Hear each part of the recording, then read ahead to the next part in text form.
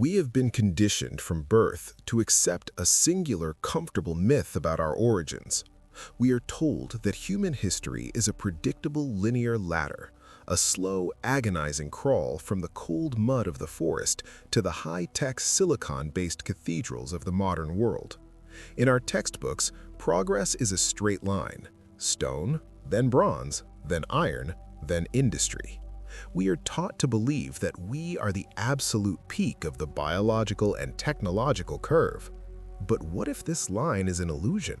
What if the deeper we dig into the scorched layers of the Earth, the more we realize that the Earth is trying to scream a different truth?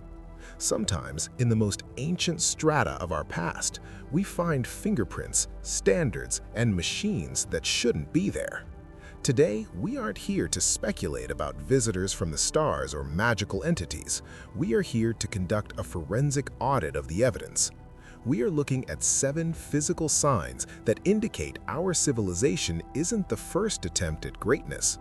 We are looking at the ruins of a world that ended before ours even began. Sign number 7, the paradox of starting complexity. According to the official laws of evolution, complex systems must emerge from simpler ones. Societies should start as scattered huts and gradually, over thousands of years, develop into organized states. But the record doesn't show this. When civilization first appears in the shadow of history, it doesn't arrive as a stuttering experiment, it arrives as a finished product. Look at Sumer. They emerge with a fully formed writing system, a sophisticated mathematical-based 60 counting method, and a complex legal code. Look at Egypt. The earliest dynasties don't build crude pits, they build with a mastery of monumental masonry and geodesic precision that we are still trying to understand. The Indus Valley civilization didn't evolve into hygiene, they arrived with standardized bricks, grid-patterned cities, and hydraulic plumbing. There is no learning phase. It is as if someone pressed the Restore from Backup button. It suggests that these cultures didn't invent their systems, they inherited a surviving fragment of a pre-existing cognitive software that was installed into the ruins of a broken world. Sign number 6, reverse progress and the megalithic scale. There is a terrifying pattern found from Baalbek in Lebanon to Sacsayhuaman in Peru. The rule of engineering is that as time passes, machines and structures should become larger and more precise. But in the ancient world, the curve is reversed. The oldest layers of construction are almost always the most massive and the most accurate. At the base of ancient temples, we find megalithic blocks weighing up to 1,000 tons, fitted with such precision that not even a razor blade can pass between them. Then, in the layers built centuries later by known civilizations, the quality drops. The stones become smaller, the mortar becomes cruder, and the geometry becomes sloppy. We are told the ancients got smarter over time, but the physical evidence says the opposite. It shows a species suffering from a declining capability, scavengers building on top of the foundations of giants. It is a signature of a lost industrial capacity that was destroyed by a force we can no longer identify. Sign number 5, the universal data log of the reset. Every culture on this planet, separated by oceans and millennia, carries the exact same memory. They don't call it a fairy tale, they call it a report. The Sumerian flood, the Egyptian Zep-Tepi or first time, the Indian transition of the Yugas, the Mayan account of multiple destroyed worlds, they all speak of a singular catastrophic division in time, a world before, a global cleansing by water or fire, and a fragmented survival. In the modern world, we call these myths because the truth would require us to rewrite our entire identity. But when you align these myths, you don't see creative imagination, you see different cultural interpretations of the same catastrophic data log. They describe the same phenomena, the sun changing, the earth tilting, the waters rising, and the masters of the previous world vanishing into the void. It is the common traumatic heritage of a species that witnessed its own deletion. Sign number 4. Cognitive inheritance versus original discovery. If you look closely at the earliest religious and technical texts, the ancients rarely take credit for their brilliance. They don't say, "We discovered the laws of math," or "We invented the wheel." Instead, they use a language of inheritance. The Sumerians speak of the Me, a collection of fundamental civilizational protocols that were given to them by their predecessors. The Egyptians describe their laws and sciences as divine gifts from a time before pharaohs ruled. The Indian Shastras are described as knowledge that was heard or revealed, already complete in its complexity.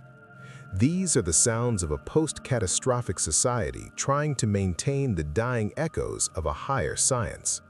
They were the custodians of a decaying library, copying blueprints for machines they could no longer build and repeating formulas for stars they could no longer reach. Our history begins not with invention, but with the desperate preservation of a hand-me-down world. Sign number 3, the anomaly of deep-time astronomy.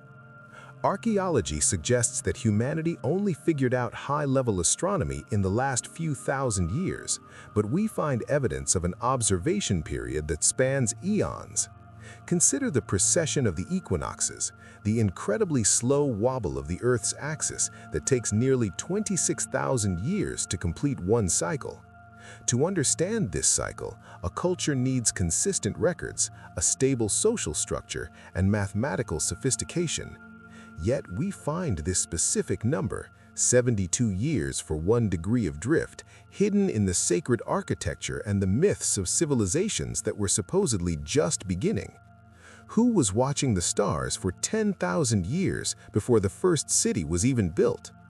This isn't the work of shepherds looking at the sky. This is the residue of a global information network that possessed a mastery of the orbital mechanics of this planet long before the official start of the timeline. Sign number 2, the terminal decline of the Golden Age. In every major archaeological center, the early period is always labeled as the pinnacle. We see the Great Pyramids of the 4th dynasty in Egypt, perfect, unyielding, and impossible.